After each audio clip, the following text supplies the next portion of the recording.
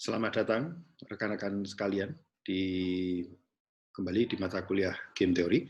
Sekarang kita akan berbicara tentang game with asymmetric information, khususnya terkait dengan production games. Nah, mari kita lihat. Nah, kita akan berbicara tentang sistem insentif dan kinerja. Dan kita perlu ingat bahwa salah satu prinsip di dalam ilmu ekonomi adalah perilaku individu cenderung sensitif terhadap insentif. Nah, ketika informasinya itu sempurna, ya, ketika kita mainkan game dan informasinya sempurna, maka lebih mudah membuat kontrak yang memastikan semua pihak itu untuk mentaati kontraknya. Tapi masalah akan menjadi lebih kompleks karena kontrak disusun dalam kondisi informasi tidak sempurna. Jadi katakanlah pengusaha mengontrak karyawannya, tentunya pengusaha lebih tahu tentang dirinya sendiri daripada untuk mengetahui karyawannya. Karyawan juga demikian, dia lebih tahu tentang dirinya sendiri daripada mengetahui tentang apa perusahaan itu ataupun juga siapa pemiliknya, misalkan. Nah, disinilah terjadi apa yang disebut dengan game dengan asymmetric information, karena pengusaha itu sebagai prinsipal tentunya memiliki informasi yang lebih terbatas terkait dengan karyawan dibandingkan karyawannya itu sendiri terhadap dirinya dia sendiri, karena karyawan adalah agent, yaitu adalah orang yang memiliki informasi lebih banyak dibandingkan prinsipal. Nah, sekarang kita ingin melihat biasanya di dalam model di teori di dalam game teori itu diasumsikan orang memproduksi barang saja. Nah, ternyata antara memproduksi barang dengan jasa itu berbeda sebenarnya. Ya. Mari kita lihat. Jadi seorang prinsipal atau pengusaha kira-kira akan fokus ke apa? Untuk melihat kinerja dari seorang stafnya tadi. Nah, biasanya mereka akan fokus pada effort.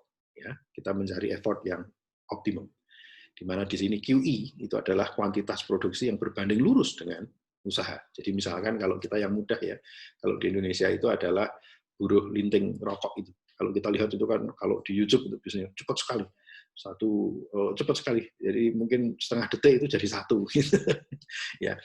Dan di sana hitungannya biasanya per hari itu 1.000 batang gitu. Itu minimum. Lebih dari itu baru mungkin ada bonus dan lain sebagainya. Nah, di mana di sini itu tadi kuantitas yang diproduksi ketahuan ya. Lalu upahnya bagaimana? Upah itu adalah WE di sini. Upah berbanding lurus dengan kemampuan pekerja memproduksi output. Nah, diasumsikan di sini ada E star, di mana E star itu lebih tinggi daripada E prime. Gitu.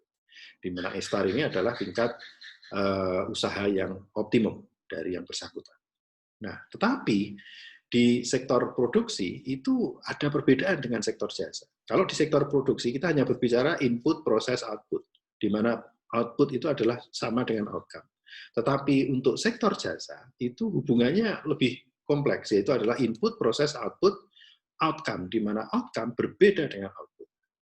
Misalkan begini, kalau kita melihat ada orang yang pijat refleksi itu ya, orang pijat refleksi itu, maka kita bisa mengetahui bahwa outputnya apa? Outputnya yang ya berapa jumlah orang yang dipijat refleksi. Tetapi outcome-nya apa? Pertanyaan berikutnya adalah apakah yang bersangkutan akan puas enggak?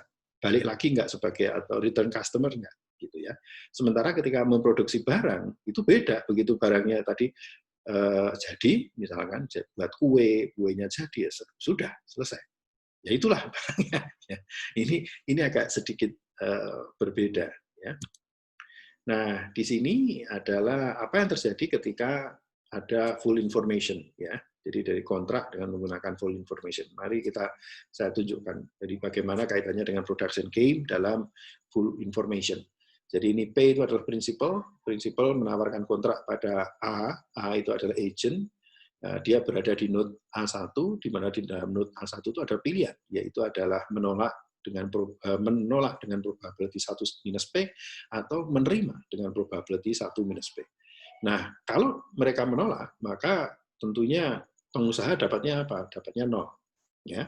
Dan kemudian pekerja dapat apa? UR. UR itu adalah reservation utility. Reservation utility itu adalah kalau posisi di mana Anda mampu menolak suatu tawaran kontrak. Jadi misalkan, Mas mau jadi pekerjaan X misalkan, kemudian saya mengatakan, oh tidak. Nah, artinya apa? Reservation utility saya berarti lebih tinggi daripada berapapun gaji dan fasilitas yang diberikan di posisi tadi ya, lengkap dengan effort yang harus saya keluarkan misalkan. Nah, sekarang kalau diterima itu bagaimana? Diterima itu ada dua pilihan, yaitu adalah si pekerja tadi akan bekerja rajin dengan probability key, atau dia enak-enakan aja, malas. Nah, mari kita lihat apa yang terjadi ketika yang bersangkutan itu kemudian kerjanya rajin. Ya, kalau dia kerjanya rajin, maka di sana ada VQA star, itu adalah kira-kira dari sudut pengusaha, itu adalah berapa omset yang akan dia peroleh, karena ada barangnya, kemudian barangnya bisa dijual. Jadi itu adalah revenue, ya, revenue pengusaha. Dikurangi apa? Dikurangi dengan salary yang harus dikeluarkan atau upah yang harus dikeluarkan, yaitu adalah sebesar W merupakan fungsi dari E star. Ya, kalau yang bersangkutan tadi bekerja dengan effort yang optimum. Nah, lalu yang bagian yang kedua itu adalah milik dari pekerja. Ini pekerja akan dapat apa? Yaitu adalah utility. Karena yang bersangkutan harus mengeluarkan satu effort A star, tetapi nantinya in return yang bersangkutan akan mendapatkan gaji sebesar W A star. Okay. Nah, apa yang terjadi kalau ketika ini malas? Harus diingat bahwa ini adalah kalau ketika ini malas, maka bukan A star, tapi kita pakai A prime, yang itu lebih rendah daripada A star. Ya. Nah, kalau orangnya malas, maka sama, perusahaan akan mendapatkan omset sebesar VQA star, QA prime, dikurangi biaya, yaitu biaya upah tadi, WA prime.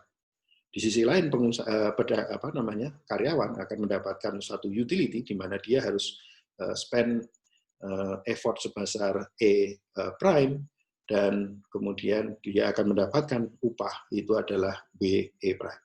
Nah, ketika produksi itu adalah full information seperti ini, tentu mudah untuk menentukan ya bagi pengusaha, apakah ini orangnya rajin atau tidak, orangnya malas atau tidak. Karena full apa? Kenapa full information? Sehingga mudah sekali bagi pengusaha untuk menentukan berapa yang harus saya keluarkan, apakah saya akan meneruskan untuk meng-hire orang ini atau tidak, dan sebagainya. Itu mudah sekali bagi yang bersangkutan. Oke.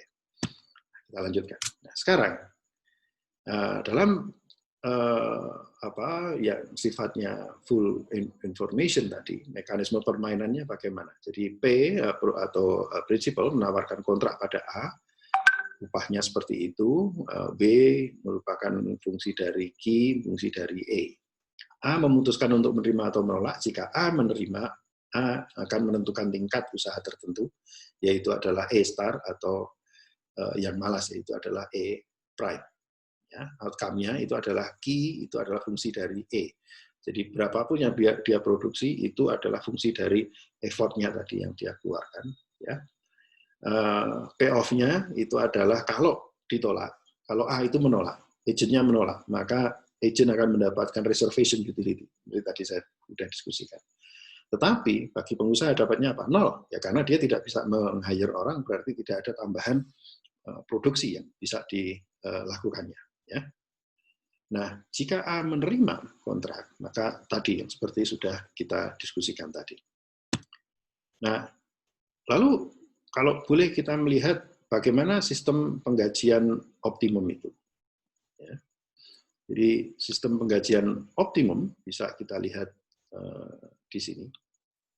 Jadi itu adalah apa yang disebut dengan forcing contract. Jadi forcing contract itu adalah P menentukan suatu tingkat upah tertentu, ya, di mana tingkat upah tertentu itu kalau kemudian itu berupa E star, kalau upah tertentu itu adalah fungsi dari satu titik usaha optimum, yaitu adalah E star.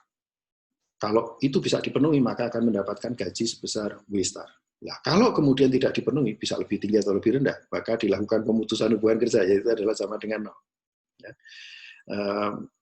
Atau yang kedua adalah yang disebut dengan threshold contract. Nah, threshold contract itu apa? Itu adalah prinsipal, itu menentukan suatu level effort tertentu. yaitu adalah yang penting effort-nya itu lebih besar atau sama dengan A star. Karena A star ini adalah tingkat yang optimum, dia bisa lebih besar atau sama dengan. Nah, ini alhamdulillah kalau bisa. Tapi kalau itu yang terjadi, maka dia akan dibayar dengan upah yang tetap, yaitu adalah W star. Tapi kalau kemudian itu tidak memenuhi, upahnya tidak memenuhi, berarti akan sama dengan 0 atau dilakukan pemecatan, ya, pemutusan hubungan kerja. Alternatifnya itu adalah P menentukan upah, di mana upahnya itu polanya adalah menggunakan kayak persamaan regresi linier, yaitu adalah alfa plus beta E, di mana E itu adalah effort-nya. Alfa itu apa? Alfa itu akan menunjukkan sebagai gaji pokok.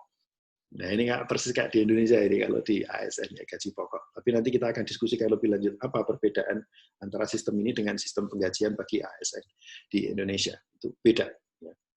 Nah, ketiga sistem penggajian di atas itu efektif selama perfect information.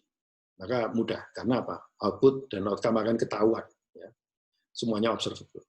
Lah, indikator adalah usaha atau effort-nya. Itu yang lebih penting sementara. Sementara di lapangan, nah ini yang jadi masalah. Secara teoritis, kita bisa menggunakan usaha atau effort itu sebagai indikator. Tetapi, fakta di lapangan tidak mudah untuk kemudian mengetahui tingkat usaha pekerja. Nah, ini akan, kalau ini produksinya itu adalah, kalau kita memproduksi barang, itu lebih mudah, lebih observable sebenarnya. Yang lebih susah itu adalah yang jasa. Karena di dalam jasa ini sistem insentifnya sebenarnya jauh lebih kompleks daripada untuk pekerja yang menyediakan produksi barang, ya, daripada memproduksi jasa. Jasa itu lebih susah, lebih kompleks. Nah, mari kita lihat apa yang akan terjadi kalau gamenya ini kemudian kita buat sebagai asymmetric information. Dan kita menentukan upahnya itu adalah upah tetap, di mana di sini WH sama dengan WL, sama dengan WF, yaitu adalah upah untuk orang yang punya produktivitas tinggi atau produktivitas rendah, itu sama aja, yaitu adalah fix. Ya. Wages-nya itu fix. Ya. Semua pekerja, entah itu canggih, produktif atau enggak produktif, semua digaji sama, yaitu adalah WF. Nah, karena informasi sempurna, ya, kalau ini kita dalam kondisi sempurna, WF sama dengan WL. Kenapa? Ya, semua pekerja akan digaji rendah. Karena jika yang diterima rendah, maka tidak ada insentif pekerja untuk melakukan high effort. Sehingga mereka akan cenderung mengambil low effort. Sehingga Nash equilibrium-nya apa? Itu adalah low effort dan low wage. Ya. Nah, Nash equilibrium adalah pegawai digaji rendah, dan pegawai cenderung memilih untuk memberikan usaha yang rendah atau malas. Ya, ini kalau dalam perfect information. Nah, sekarang apa yang akan terjadi kalau kemudian kita extend analisis kita itu dengan menggunakan asymmetric information. Jadi, suppose ini ada nature, di mana nature bergerak untuk menentukan apakah yang bersangkutan itu terlahir sebagai orang yang rajin ataukah terlahir sebagai orang yang malas. Jadi ini ada probability orang menjadi terlahir sebagai rajin itu dengan probability P, dan malas menjadi 1 minus P. Dan di sini ada garis-garis yang terputus-putus itu adalah menunjukkan bahwa antara A1 dan A2 itu berimpit. Artinya P itu tidak tahu ketika menawarkan kontrak. Yang bersangkutan tidak tahu apakah ini orangnya adalah yang jenis yang rajin atau jenis yang tidak rajin. Gitu. Nah, lalu ketika kontrak ini ditawarkan kemudian diterima, maka kemudian muncullah tergantung kemudian pada A3 ya, A3 atau A4. Jadi ini adalah agent. Nah, apa yang terjadi pada agent adalah seperti berikut. Jadi ini dia bisa pakai usaha tinggi atau usaha rendah. Jadi kalau usaha tinggi itu dia akan memilih E-nya itu adalah high, ya. Tetapi upahnya fix, jadi WF. Ya. Jadi dia boleh saja bekerjanya tinggi. Jadi kalau dia bekerja, kalau dengan sistem seperti ini, yang senang siapa? Yang senang adalah pengusahanya, karena omsetnya atau produksinya pasti tinggi, karena yang bersangkutan bekerja sangat rajin. Tetapi gajinya tetap saja, karena tadi upahnya itu tidak merupakan fungsi dari, bukan merupakan fungsi dari effort.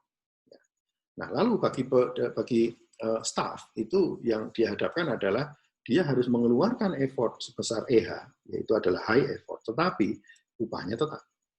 Nah, kalau kemudian yang bersangkutan itu adalah jenisnya dia adalah orang yang malas atau usahanya rendah, kita bisa melihat di situ. Jadi akan muncul key itu E-nya apa? EL, low, tetapi dia digaji fix. Ya. Nah, hal yang sama juga terjadi kalau kemudian ini dia sampai di A2. Ya, kalau di A2 ini terima kontrak, setelah ini diterima, kemudian ini ada di sini ada usaha, pertanyaannya usahanya tinggi atau rendah. Nah, ini yang akan membedakan nanti. Ya, kita buat satu model di mana di sini ada upaya kalau orangnya malas tetapi usahanya tinggi, maka ada disutility di sini. Ini yang agak sedikit membedakan dari pola yang ada. Jadi dia akan melakukan high effort, dia orangnya pemalas, tapi dia memilih untuk melakukan usaha tinggi. Apa yang terjadi? Ya, dia akan memproduksi dengan tinggi, ya, pengusaha tentu senang, digaji fix, tetapi ini ada masalah di sini. Ada utility yang di mana dia mungkin nggak senang juga. Kenapa? Karena dia tuh pada dasarnya orang malas, tapi dia kemudian berusaha untuk bekerja keras.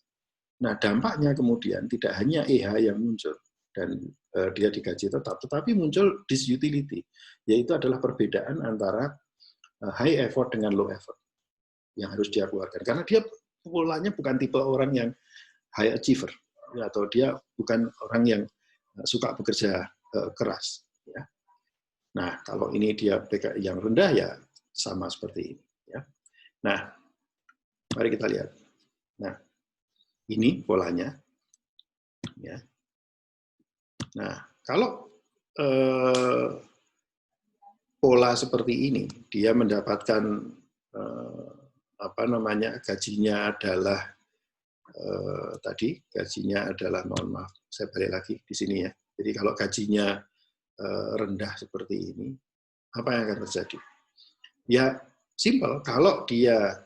Jadi kalau kita lihat seperti ini semuanya akan masuk ke dalam apa yang disebut dengan pooling equilibrium. Kenapa?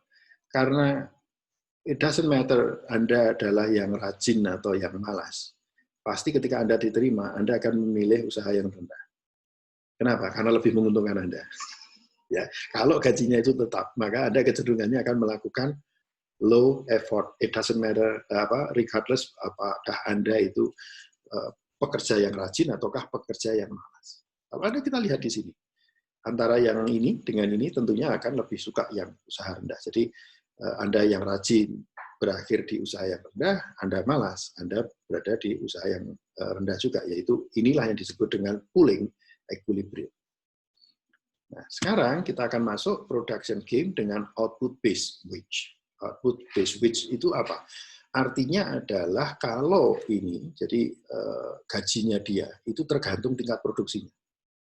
Jadi kalau dia bisa memproduksi banyak, ya dia akan mendapatkan gaji yang banyak. Kira-kira begitu.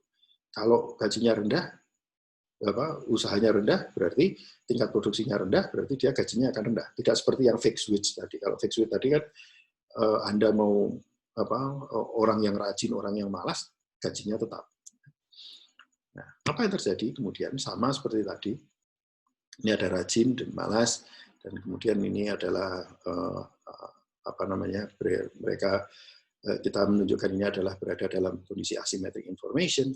Kemudian ketika di sini diterima, apakah Anda akan masuk ke usaha tinggi ataukah usaha rendah. Nah, saya tunjukkan di situ, ya. Jadi kalau usaha tinggi seperti itu, kalau usaha rendah seperti ini. Nah, masih sama, yaitu adalah ketika orangnya malas tetapi dia harus usaha tinggi, itu masih ada disutility bagi dia untuk bekerja dengan effort yang tinggi. Tetapi bagi orang yang rajin, itu dia akan cenderung untuk mengambil usaha yang tinggi. Sehingga di sini ada separating equilibrium. Separating equilibrium, yaitu adalah orang yang rajin cenderung untuk mengambil usaha tinggi, tetapi orang yang malas itu cenderung untuk memilih usaha rendah. Nah, ini beda. Ya. Karena apa? Karena kita menggunakan output atau outcome based salary. Oke. Nah, sekarang kita akan extend kalau apa yang terjadi kalau kemudian ini kita masukkan unsur ketidaktentuan. Kita masukkan unsur ketidaktentuan di dalam analisis kita. Nah, ketidaktentuan ini berdasarkan apa? Yaitu adalah adanya state of the world yang mungkin berubah. Ya. Jadi di game ini upah tidak saja ditentukan oleh usaha, namun juga state of the world yang mempengaruhi output. Bisa saja state of the world atau nature itu adalah misalkan perekonomian sedang boom atau krisis, atau sekarang ini sedang COVID atau tidak. Ini ada bencana alam, ya gunung meletus atau tidak, ya musim penghujan atau kemarau. Nah, sehingga bahwa state of the world tidak tetap dan state of the world mempengaruhi output. Ya, di situ ada theta, di mana theta adalah bagian dari bilangan real. Prinsipal menentukan wiki, namun fakta di lapangan menunjukkan bahwa key itu atau tingkat produksi itu tidak hanya ditentukan oleh effort, tetapi juga ditentukan oleh state of the world. Nah, artinya apa? Artinya adalah kalaupun orang boleh saja dikenal sebagai orang pekerja keras, tapi kita kira-kira apakah produksi dia mampu menjual yang banyak kalau kemudian kondisinya COVID seperti sekarang ini, ya, resesi seperti sekarang ini. Nah, susah. Ya. Tetapi ada pola lain, yaitu adalah misalkan dalam kondisi boom, perekonomian boom. Orangnya ini kita punya CEO yang mungkin agak malas-malasan begitu. Tapi kok bisa jualnya tinggi? Nah, ya bisa, karena apa? Karena dalam kondisi boom Anda jual apapun ya laku, kan gitu ya. Kalau dalam kondisi krisis, orang bisa kerja macam-macam, keras apapun, belum tentu laku. Kenapa? Karena demand-nya juga nggak ada. Ya. Nah, ini yang menarik dari pola kita ini. Nah, bagaimana sistemnya? Inilah yang saya tunjukkan. Seperti ini, cukup kompleks, yaitu adalah ini ada nature menentukan orangnya rajin atau malas. Lalu kemudian ada kontrak di antara mereka, kemudian orang akan menentukan apakah usaha tinggi atau rendah. Tetapi ketika orang melakukan usaha tinggi atau rendah itu nature itu bergerak. Jadi orang sudah menentukan dulu dia akan bekerja keras atau tidak, tapi kemudian nature-nya bergerak. Apakah itu akan boom ataukah krisis? Nah, ini masalah kemudian.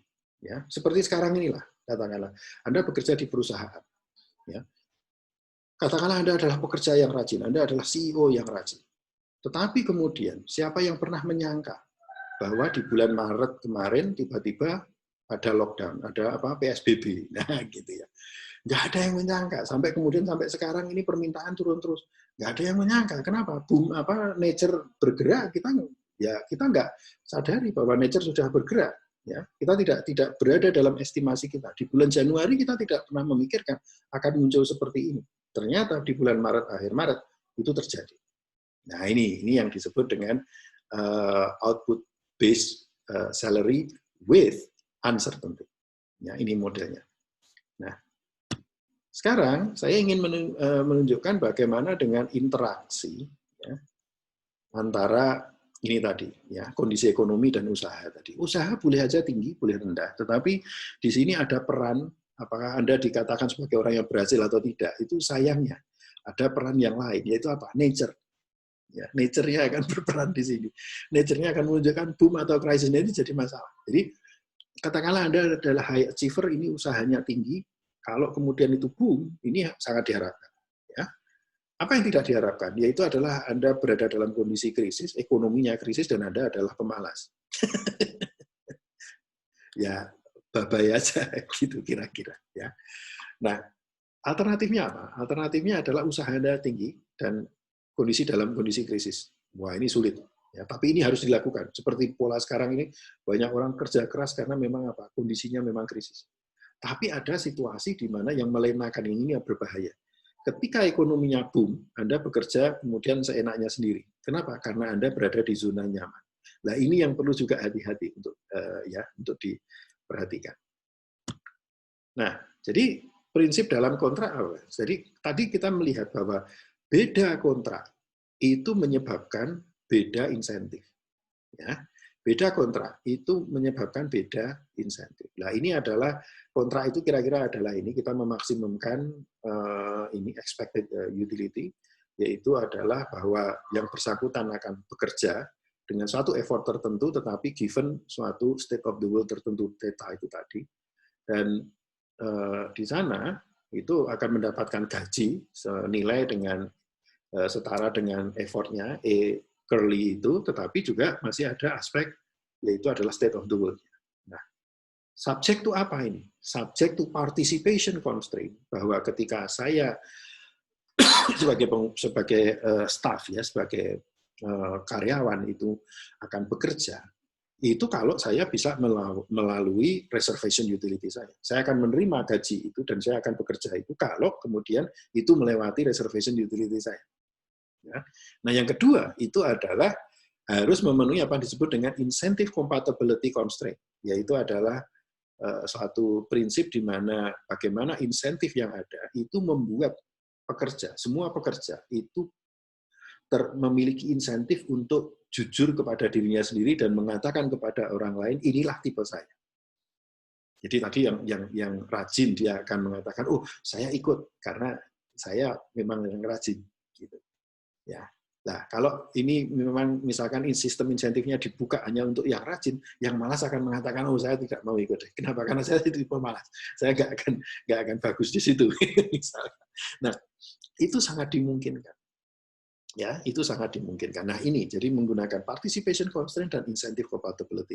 Ini sangat penting digunakan di dalam menyusun suatu kontrak. Oke. Nah, jadi participation constraint itu apa? Jadi reservation utility atau rasionalitas dari pemain. Kontrak hanya akan ditandatangani ketika insentif yang diperoleh dari kontrak itu melebihi reservation utility dari pemain. Ya. Reservation utility ini seringkali disebut juga sebagai opportunity cost. Jadi kalau opportunity cost dari gajinya itu lebih tinggi, jadi kalau gajinya itu bisa mengkompensasi reservation atau opportunity cost saya, ya sudah, saya akan terima kan gitu, karena saya dalam posisi yang menyenangkan.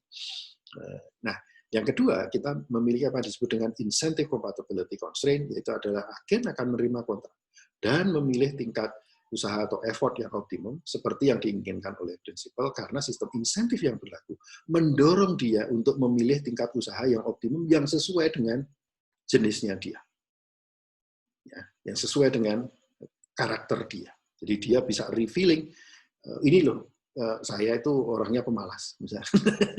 Kalau saya pemalas, saya nggak akan apply pekerjaan yang susah-susah itu, saya nggak mau gitu. Saya cari pekerjaan lain. Nah, ya. Monggo saja. Nah, inilah yang terjadi dengan participation constraint dan incentive compatibility. Nah, sekarang ini tadi adalah teori, secara teori apa yang terjadi di secara teoritis di game teorinya. Pertanyaan berikutnya adalah bagaimana sistem insentif sektor publik di Indonesia ini yang menarik. Ya. Mari kita ikuti. Nah, ada satu kesalahan key performance indicator yang kita miliki, yaitu adalah apa yang disebut dengan dari sejak tahun zamannya Orde Baru sampai sekarang ini masih ada saja yang mengedepankan masalah penyerapan anggaran. Nah, ini menurut saya ini salah, indikator yang salah. Kenapa? Karena ini adalah kesalahan fatal sebenarnya. Dan cuma masalahnya itu masih berlaku di kementerian lembaga, terutama di daerah-daerah. Nah, masalahnya ada apa sih? Pertanyaannya begini. Ketika anggaran itu diserap, kemudian dijadikan indikator, itu artinya apa? Ada asumsi dasar yang harus dipenuhi. Bahwa usaha atau program yang didanai itu pasti menghasilkan outcome yang positif, yang bagus. Artinya kalau dilihat dari benefit cost ratio, itu harusnya benefitnya lebih tinggi daripada cost-nya untuk melakukan program itu. Ini pertanyaan saya adalah, apakah sudah pernah diuji? Apakah kita tahu kalau kita punya program itu kemudian pasti berhasil? Enggak. Ya. Enggak, tidak seperti itu. Program itu harus dibuat pilot project-nya dulu, lalu kemudian diukur dengan menggunakan impact evaluation, misalkan untuk melihat apakah sebenarnya dampaknya itu lebih tinggi daripada nilai manfaatnya, lebih tinggi daripada biayanya. Nah, ini harus dilakukan. Tapi kalau kita lihat di Indonesia, mana ada yang seperti itu? Kalaupun ada, itu adalah yang sebagian besar dilakukan oleh rekan-rekan di TNP 2K kaitannya dengan penanggulangan kemiskinan. Tapi di luar itu, sebagian besar tidak menggunakan impact evaluation untuk menentukan. Nah, ini jadi masalah. Jadi asumsi tadi belum tentu jalan. Ya, asumsi tadi belum tentu hold. Bahwa kalau kemudian penyerapannya hebat, pasti nanti dampaknya bagus loh. Iya, itu kalau kemudian kita bisa tentukan bahwa suatu program itu pasti berhasil. Faktanya di lapangan, tidak semua program itu berhasil. Artinya, manfaat yang dibuat oleh program belum tentu melebihi biaya. Bisa jadi lebih rendah. Bisa jadi terbalik, yaitu adalah manfaatnya lebih rendah daripada biaya yang harus dikeluarkan. Terjadi itu, terjadi. Nah, ini permasalahan kita. Yang kedua adalah permasalahan kita. Penyerapan itu awalnya adalah penyerapan anggaran. Anggaran itu apa? Anggaran itu input. Ya, tapi untuk bisa menyerap input itu harus melakukan suatu kegiatan. Nah, kegiatannya ini adalah dianggap ini output, katakanlah. Ya. Tapi ini jadi lucu kemudian. Karena kemudian mengapa yang dilihat bukan outputnya, tetapi yang dilihat itu adalah inputnya. Lah input dipakai sebagai indikator itu gimana sih? Jadi pertanyaan saya adalah kalau kita punya 2.000 triliun diserap, so what? Hebat gitu? Kesejahteraan masyarakat naik, gitu? Pengangguran turun, gitu? Ada yang bisa mengatakan bahwa kemudian kita menghabiskan 2.000 triliun per tahun, kemudian dampaknya apa? Nggak ada yang bisa menjelaskan itu. Kenapa? Karena di Indonesia belum menggunakan evidence-based policy secara optimal. Belum menggunakan tadi impact evaluation secara optimum, sehingga tidak bisa mengukur pemerintah. Kalau kita habis 2.000 triliun, itu dampaknya apa terhadap perekonomian? Bagaimana terhadap kesejahteraan? Kita bicara kesejahteraan, kita bicara pengangguran, masalah pengurangan stunting, dan lain sebagainya. Itu adalah outcome. Ya, itu adalah outcome. Oke. Nah, mari kita lihat lebih dalam lagi. Ya. Ini adalah salah satu sistem di tempat kita yang sebenarnya juga kurang tepat. Ya. Itu adalah rasionalitas bisnis sama rasionalitas ASN itu beda. Kalau rasionalitas bisnis, Anda mau masuk ke dalam pasar, keluar dari pasar, selalu ada sunk cost. ASN itu enggak. Kenapa? Kita itu dikenal sebagai, saya menyebutnya sebagai non-pecatable, tidak bisa dipecat atau susah dipecat. Boleh masuk, bisa masuk, iya. Ada sunk cost, ada apa ujian macam-macam ya, ada ujian macam. Tidak harus dalam bentuk uang, tapi begitu masuk itu tidak bisa dipecat. Lu haknya digaji sampai apa? Kalau yang bersangkutan menikah, itu adalah sampai yang bersangkutan wafat, dan kemudian istrinya juga wafat sebelum selama istrinya tidak nikah dengan orang lain. Itu haknya. Jadi ini jadi masalah kemudian. Jadi ketika Anda punya pekerjaan, tapi kemudian Anda tidak susah untuk dipecat, apa yang terjadi? Ya pasti moral hazard. Ya, pasti moral hazard.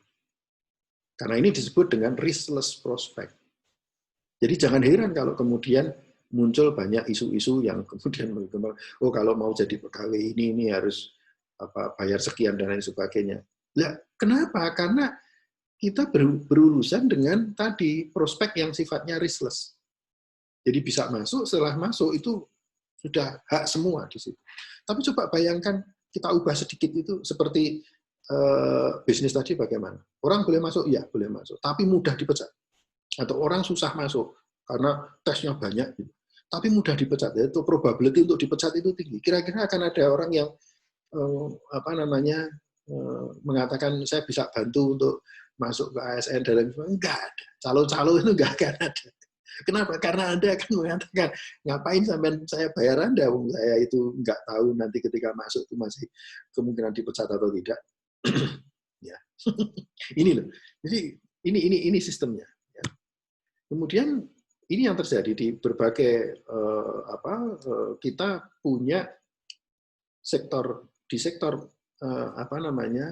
sektor publik itu ada 3 sistem penggajian yang berbeda. Ini aneh sebenarnya, ya, sangat aneh. Kenapa? Karena di negara-negara maju, ya, di negara-negara maju itu tidak terjadi. Di negara-negara OECD misalkan, di negara-negara OECD itu sistem penggajian, apakah Anda bekerja di sektor publik ataukah Anda bekerja di sektor swasta, itu semuanya sama. Yaitu apa? Single salary system. Single salary system itu apa? Jadi Anda akan mendapatkan gaji Ya, dalam 1 bulan itu cuma sekali. Kalau di Australia itu dua kali karena dia bayarannya gajiannya tiap 2 minggu. Gitu. Tapi ya sudah hanya itu. Kalau ada rapat, ada kunjungan dan lain sebagainya, nggak akan ada tambahan lagi. Kalau Anda diminta jadi pembicara, tidak ada tambahan lagi. Ya sudah, itulah gajinya. Tapi gaji itu mencukupi, manusiawi dan mencukupi. Oke. Nah, di Indonesia bagaimana? Tidak seperti itu. Yang terjadi adalah kita punya 3 sistem yang berbeda meskipun di sektor publik aja. Belum nanti ada sektor swasta juga ya. Nah, jadi kalau di sektor ini jadi menjadi lucu kemudian. Ya, kalau kita lihat logikanya itu jadi lucu. Jadi misalkan di kementerian dan lembaga yang menggunakan KPI-nya itu adalah penyerapan anggaran.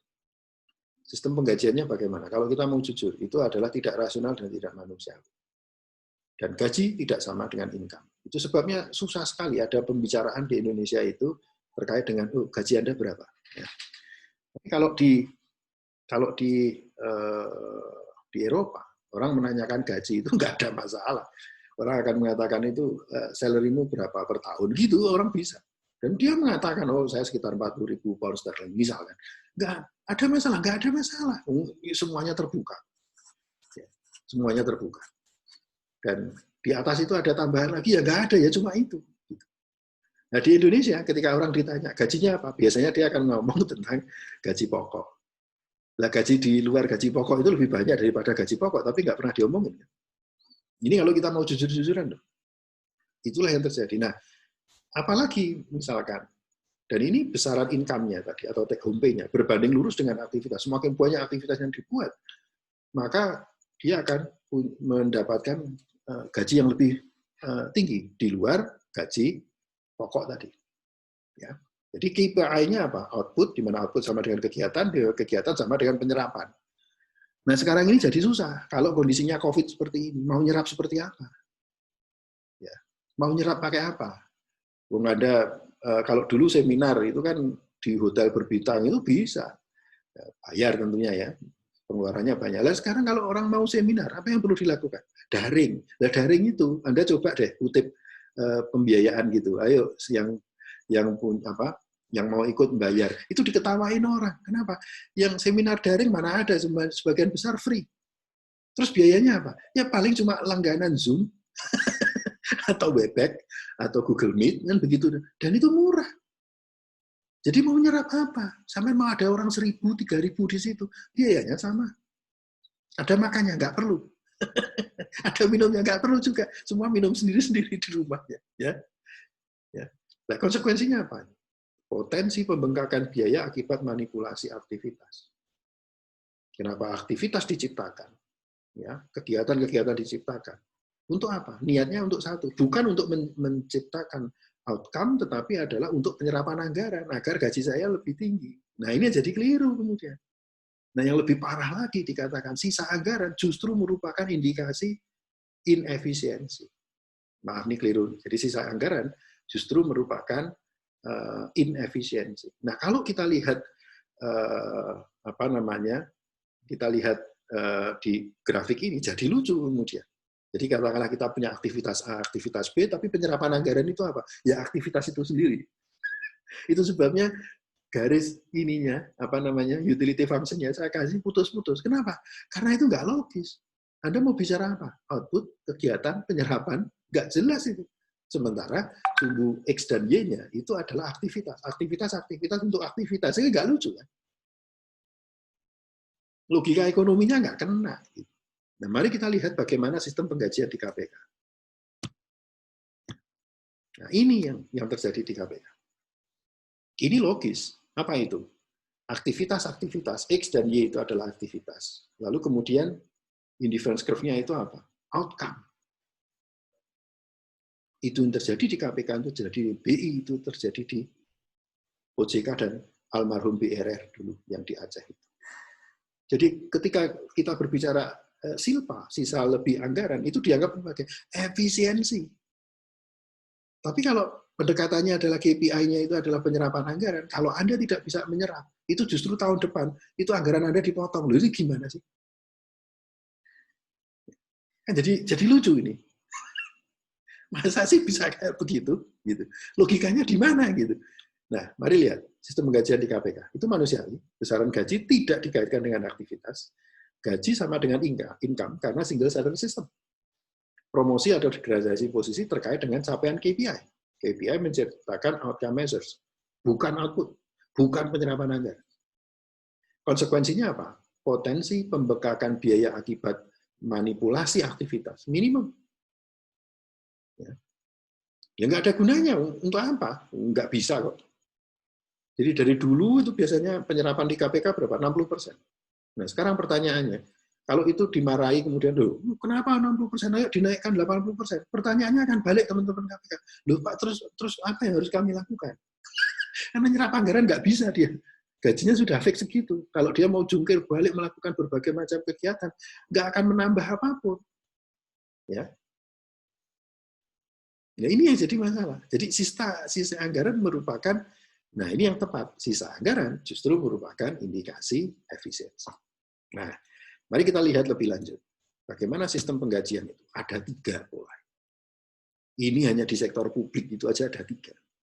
Ini yang akan menerangkan kepada kita mengapa di Indonesia ya, yang namanya kerjasama itu sulitnya minta ampun atau mahal. Ini heterogenitas sistem insentif di sektor publik. Saya tunjukkan. Di sini, ini adalah di BI, OJK, KPK, dan BRN. Yang KPK-nya saya batasi untuk 2002 sampai 2019. Karena pasal 2019 itu ada undang-undang baru KPK, yaitu Undang-Undang 19 tahun 2019 yang akan menempatkan justru teman-teman KPK ini kemudian digaji kalau tidak sama dengan Kemenkeu, digaji sama dengan KL. Apa yang lain, non-birokrasi. Tergantung.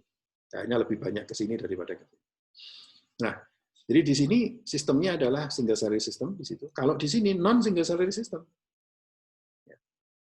Elemen gaji banyak dan nilai gaji tidak manusiawi. Gaji pokoknya itu tidak manusiawi sebenarnya. Nah, di sini bagaimana dengan Kemenkeu itu non single salary system namun elemen gaji tidak banyak dan total salary lebih manusiawi karena ada remunerasi. Nah, di mana remunerasi ini dikaitkan dengan outcome tadi.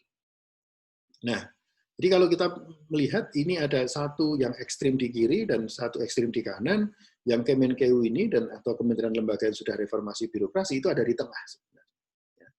Nah, kita bisa melihat bagaimana perbandingan di job description, tapi yang menarik itu adalah yang di kiri itu pecatable. Itu sama-sama non pecatable, tidak bisa dipecat. Mohon maaf, maksud saya.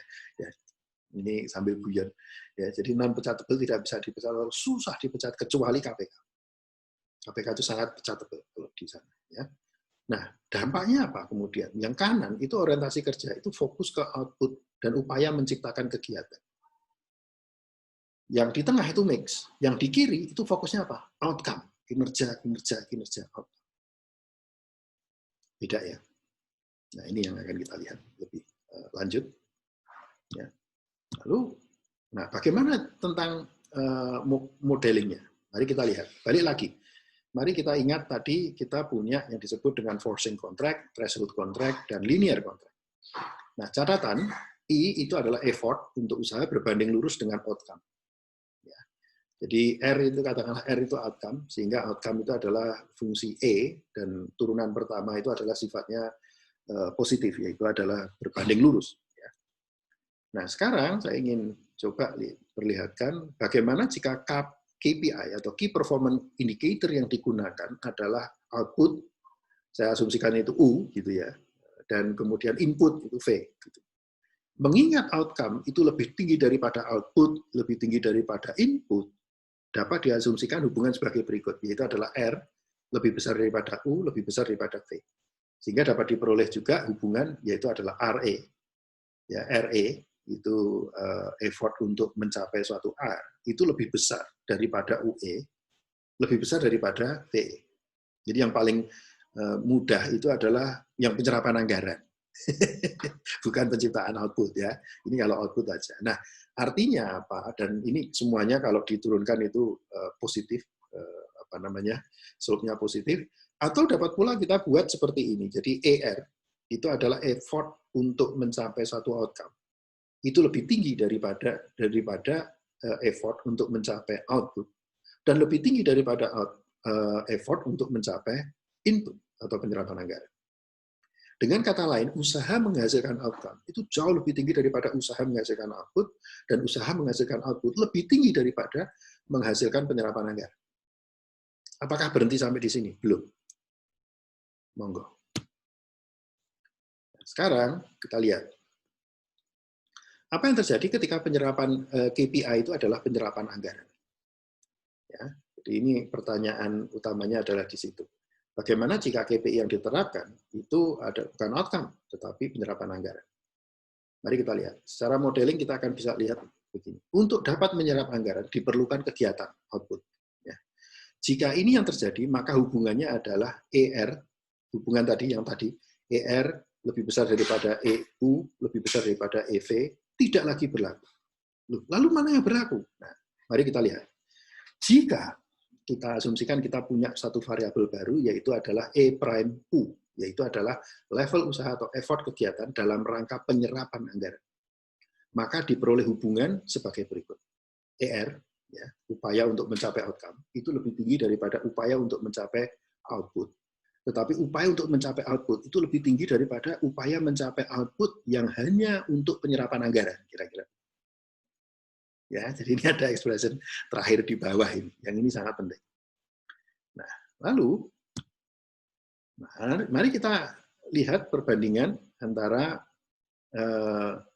dua sistem saja, yang paling mudah, yaitu antara KPK, BIOJ, KPRR yang menggunakan single salary system dengan yang non-reformasi birokrasi. Yang single salary system itu berlaku apa? Threshold contract. Jadi kalau Anda bekerja harus lebih besar sama dengan effortnya harus lebih besar sama dengan E. Yang kalau itu E star, kalau itu lebih besar daripada E star, maka akan dibayar sesuai dengan single salary system yang memadai tadi, W star. Ya, tapi kalau tidak mencukupi sampai di situ, tidak mencapai standar, Anda akan dipecat. 0. Nah, lalu bagaimana dengan untuk non-reformasi birokrasi? Nah, berlaku kemudian adalah W itu merupakan fungsi dari VE. Di mana VE ya, di mana ini adalah sama dengan alfa ditambah beta VE. Alfa itu apa? Gaji pokok yang umumnya kecil tadi. Lalu ada BVE. VE itu adalah penyerapan anggaran, ya. B-nya itu adalah satu konstanta antara 0 sampai 1. Jadi di antara kalau semakin besar proyek yang Anda miliki, maka Anda akan mendapatkan fraction atau sebagian besar atau proporsi dari nilai proyek itu sendiri. Nah, tapi yang menarik adalah BVE itu lebih besar daripada A. Itu yang terjadi di Indonesia. Biasanya pendapatan lain-lain itu di luar gaji pokok biasanya lebih tinggi daripada gaji pokoknya sendiri. Ini fakta di lapangan. Ya. Nah, monggo, mari kita lihat. Lalu bagaimana dengan potensi koordinasi? Nah, potensi koordinasinya di sini. Bagaimana potensi koordinasi? Kita mulai dari antar BI, OJK, KPK, BRR. Tentu sangat mudah. Kenapa kok mudah? Loh, mereka itu pakai single salary. Loh, artinya apa, Pak? Kalau pakai single salary? Nah, di sini. Mari kita lihat. Orang yang digaji single salary itu adalah dia tadi kan berusaha menggunakan threshold contract. Yang penting bagi dia adalah outcome tercapai. Pertanyaannya itu adalah dia pasti akan mengikuti satu E tertentu. Nah, kalau kemudian ada orang menawarkan koordinasi, apa yang terjadi? Dia mesti dia mau. Kenapa? Karena koordinasi itu adalah upaya untuk menurunkan effort. Mana ada orang kerjasama atau koordinasi itu untuk meningkatkan effort? Nggak ada. Jadi misalkan ada meja. Kemudian Anda minta temannya, yuk bawa meja bareng-bareng. Apa yang terjadi? Daripada Anda membawa sendiri berat, kemudian minta temannya untuk menolong Anda untuk berkoordinasi membawa jadi lebih ringan. Kan begitu. Itulah koordinasi. Minimizing effort. Nah, bagi mereka akan senang. Kenapa? Karena gajinya tetap, tapi effortnya bisa turun. Dengan apa? Dengan koordinasi. Dengan bekerja sama.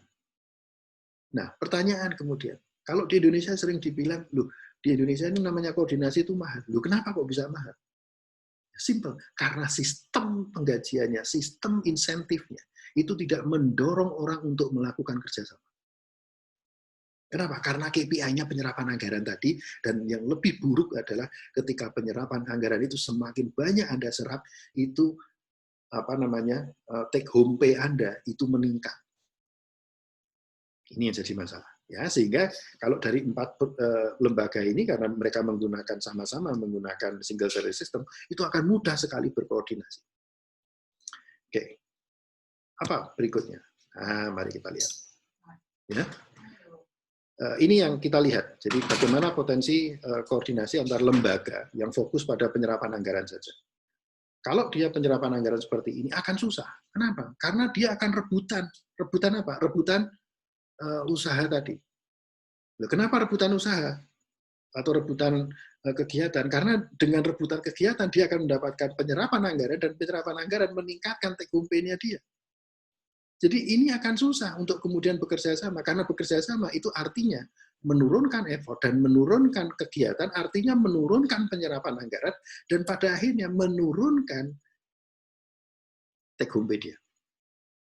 Mungkinkah kemudian orang akan melakukan koordinasi? Ya enggak, itulah yang terjadi di Indonesia. Itulah yang membuat kemudian koordinasi itu mahal di Indonesia. Yang terakhir, kita melihat bagaimana antara koordinasi dari keempat lembaga tadi yang single salary system dengan lembaga yang belum menggunakan single salary system. Tetap sulit. Kenapa? Karena yang tidak mendapatkan single salary system pasti akan mencari-cari aktivitas. Sementara yang keempat lembaga tadi fokusnya pada apa? Outcome, outcome, outcome. Balik lagi, ini yang jadi masalah. Ya. Nah, lalu pertanyaannya, ada satu proses yang sebenarnya menarik di Indonesia ini. Jadi antara reformasi birokrasi yang dilakukan oleh Kemenkeu dan KPK itu hampir berada di zaman yang sama dengan presiden yang sama. Apa yang membedakan? Lah kok bisa? Kemenkeu tidak bisa single salary system, sementara KPK single salary system. Waktu itu Kemenkeu dari Bu Sri Mulyani memulai dari bawah. Tapi kemudian KPK itu melewati Pak Presiden SBY ketika itu mulai dari atas. Hasilnya beda.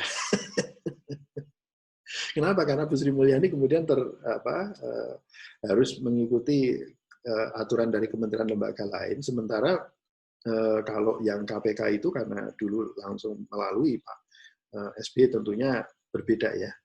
Kalau Presiden kemudian menyepakati undang-undangnya adalah menggunakan single salary system, selesai masalah di sini. Ini yang membedakan. Kemudian, nah itulah yang terjadi di Indonesia. Jadi terima kasih rekan-rekan sekalian, kita bisa melihat bagaimana kondisi sistem penggajian itu berpengaruh ternyata terhadap keinginan untuk berkoordinasi atau kinerja koordinasi yang terjadi di Indonesia. Semoga ke depan kita akan menjadi lebih baik dengan cara meunifikasi seluruh sistem penggajian, baik itu di sektor publik ataupun juga di sektor swasta, itu dengan menggunakan single salary system yang rasional dan manusiawi. Terima kasih atas perhatian dari Anda semua. Saya akhiri. Wassalamualaikum warahmatullahi wabarakatuh. Terima kasih.